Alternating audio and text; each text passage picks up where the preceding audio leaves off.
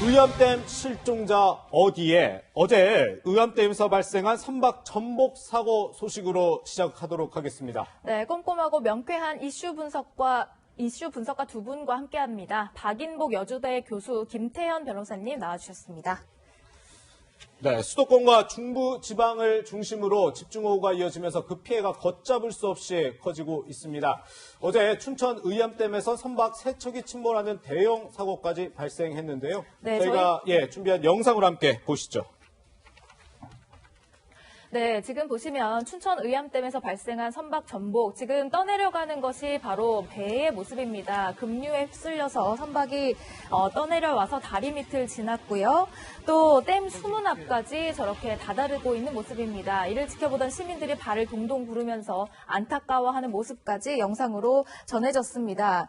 지금 선박 3척 전복된 것 중에 일단 경기 가평 북한강에서 한 척이 발견됐는데 이는 경찰정으로 알려졌고요. 내부는 조금 비어있는 것으로 전해지고 있습니다. 그리고 또 경기 남양주 외부 팔당대교 인근 한강시민공원 한강변에서는 또 춘천시라고 적혀있는 구명조끼도 한 점 발견됐다라는 소식이 새롭게 전해지고 있습니다. 네. 지금 김민재 앵커가 영상을 통해서 이번 사고에 대해서 좀 정리를 해줬는데 어제 이 폭우 속에서도 이 작업을 했던 이 수초섬 도대체 뭐길래 이 폭우 속에서도 고박 작업을 해야 했던 거죠? 그래서 이게 이제 어암댐에 가면 이 사실은 이게 하트 모양으로 생겨가지고 인공 수초섬이거든요. 정화 목적으로 세우긴 했는데 요즘에 이제 젊은 층으로부터 하트 그림 형태로 만들어서 볼거리로 제공되기도 하고요. 네네. 근데 이 수초섬이 거의 한 300평 정도 되는 크기거든요. 꽤 크군요. 꽤 크는 거죠. 그런데 이런 비에 대비해서 사실상 먼저 안전 점검이 되고 고정을 단단히 해야 됨에도 불구하고 이게 만약에 떠내려갔을 때도 문제가 큽니다. 왜냐하면 이제 댐의 구조물에 이게 부딪혔을 경우에 댐의 안전성에 자격을 주기 때문에 아마 급하게 수초섬을 고정하려고 했던 거 아닌가 싶은데요. 이 부분에 대해서 좀 철저한 안전 점검이 있었으면 이 사고가 없었을 텐데 하는 안타까움이 큽니다. 그러게 말입니다. 네, 정세균 국무총리가 어제 이 현장을 찾았습니다. 실종자 가족들과 만난 뒤에 이렇게 이야기했습니다. 직접 영상으로 확인해 보고 오시죠. 세상에 쌍은경이 달랑이 춘천 소방서에 한 대 있대요. 인근에 있는 지자체들 쌍은경 가지고 거기서 좀 공수받을 수도 있죠. 그런 것도 하나도 안 합니까? 이게 눈 가리고 아웅인지 뭡니까? 여기서 그냥 육안으로 쳐다본다는 게 총리님 가족이 이렇게 실종됐다면 지금 이렇게 하실 수 있어요? 제가 보기에도 이것은 어쩔 수 없는 사고가 아니고 참으로 어처구니 없는 일로 이렇게 많은 인명이 희생됐다고 하는 것에 대해서 뭐 입이 10개라도 할 말이 없죠. 네, 정세균 국무총리 입이 10개라도 할 말이 없다, 어처구니 없는 사고다 이렇게 말을 하기도 했는데 사실 이번 사고 안전 불감증에 따른 인재다라는 평가도 나오고 있어요. 한 2단계 정도의 인재가 있는 것 같아요. 하나는 앞서 잠시 얘기가 나왔지만 수초섬을 아주 강력하게 고박을 시키지 않은 것들, 그래서 그게 이제 떠내려가게 한 것도 이제 첫 번째 인재인데, 물론 이 비가 워낙 많이 왔고 그다음 댐에 수문을 열어서 물이 갑자기 밀어닥치니까 그 수초섬을 고정시키는 거를 더 강하게 했다고 하더라도 떠내려갈 가능성이 없었다고 볼 수는 없는 거예요.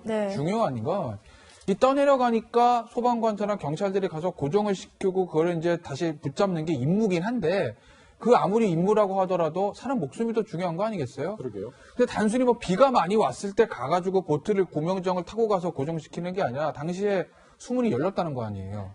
그럼 수문이 열리면 물이 엄청나게 밀어닥치는 건 그건 경험해보지 않아도 알 수 있는 거 아니겠습니까?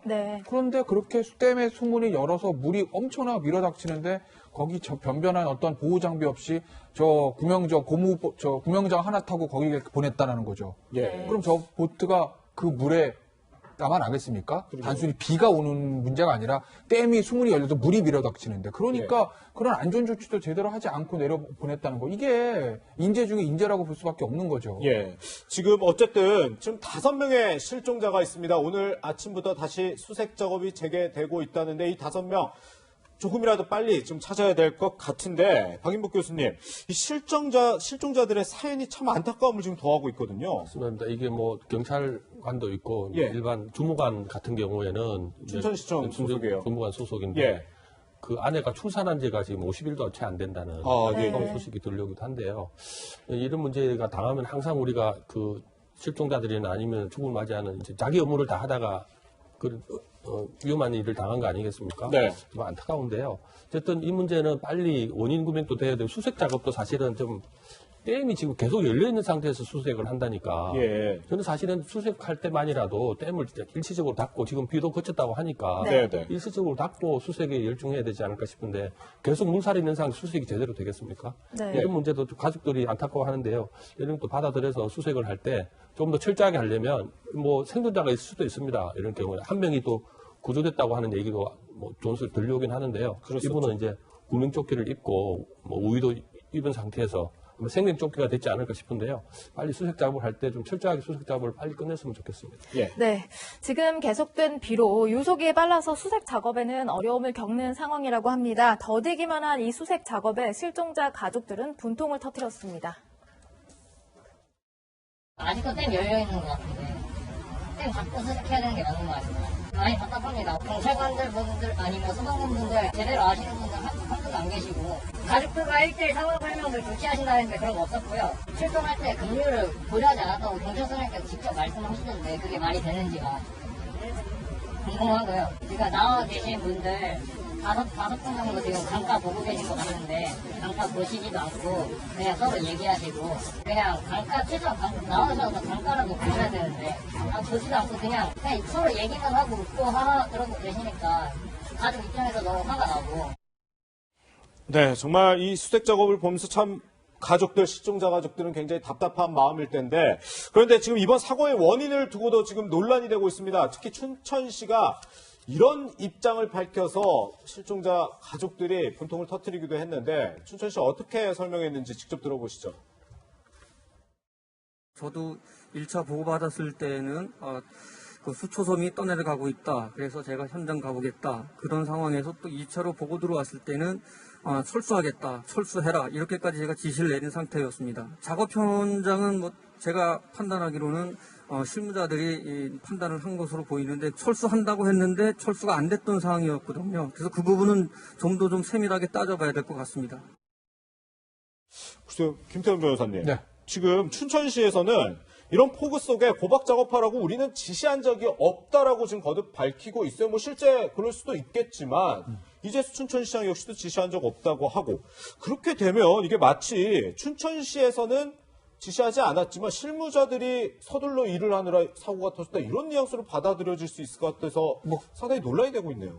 실제로 어떤지 모르겠는데 네. 의미는 그렇게 보여지죠. 네. 그러니까 윗선에서 지시한 건 아닌데 그 실무자들이 예. 자발적으로 수초섬이 떠내려가면 그 피해가 올 것이 너무나 걱정이 돼서 아무런 구호 조치하지 않고 부랴부랴 저 댐에 수문이 열려서 물이 밀어닥치는데 구명조끼 하나 달랑 입고 그리고 나갔다 스스로 뭐 이 얘기거든요. 지금 얘기는. 예. 그렇기 때문에 그게 진짜 저 춘천시장의 말대로 지휘계통에서 아무런 지시나 그런 거 없이 그냥 정말 실무자들 자발적으로 나갔는지 아니면 뭔가 지시가 있었는지는 저거는 사고 원인 규명 차원에서 밝혀야 되는 건 아니겠습니까? 네, 춘천시장의 말의 진실 여부를요. 예.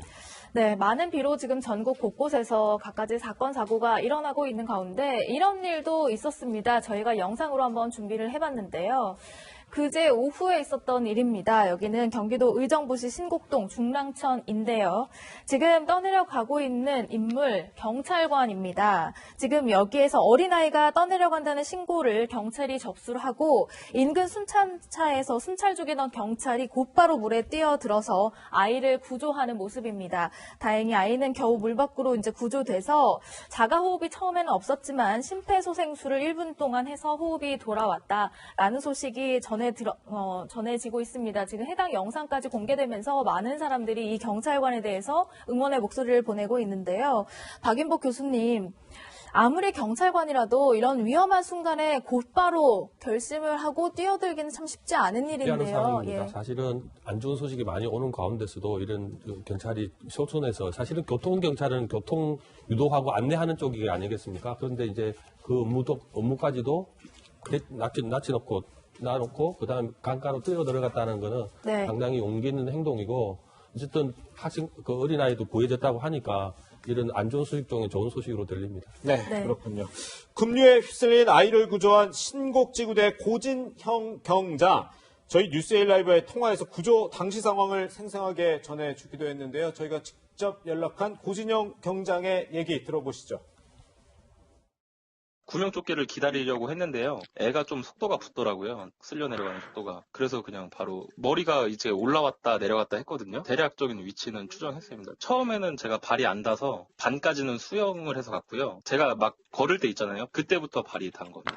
아이 앞에 끌어올렸잖아요. 그 당시에는 애가 그냥 팔다리가 다 뻗어가지고 얼굴을 그냥 물에 박고 있는 상태였어요. 의식 없이. 무서웠죠. 애가 아무래도 좀 상태가 안 좋으니까 많이. 네, 위험한 상황에서도 몸을 던져서 아이를 구한 이 경찰의 훈훈한 이야기까지 전해드렸습니다.